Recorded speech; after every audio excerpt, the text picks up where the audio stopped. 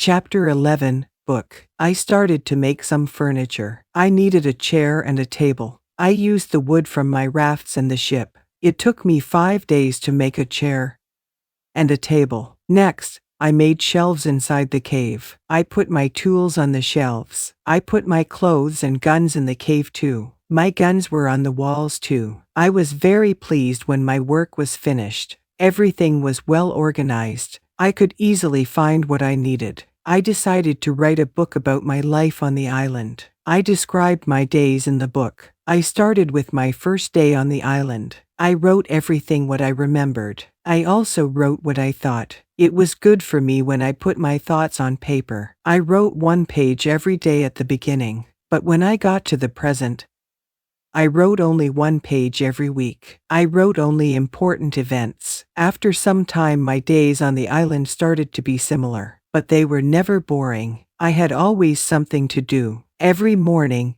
I walked for a few hours. Then I worked until noon. I had lunch. Then I slept after lunch for 2 hours. Then I continued my work until the evening. I made my cave bigger with the tools which I had. I wanted to have a big cave. The cave was my kitchen, living room, cellar and sometimes a bedroom all in one. When the cave was almost done, a lot of earth fell down from one side. I wasn't in the cave when it happened. I was lucky. If a lot of earth fell on me, I could die. First, I had to clean the cave. Then I decided to put long boards on the sides and also on the ceiling. I didn't want the accident to happen again. This work took about 1 week. In December I continued to work in my small camp. The weather wasn't very good for 20 days. It rained day and night, but it was still warm. So I worked inside. It was never cold on the island. It was good for me. At the end of December I killed a goat.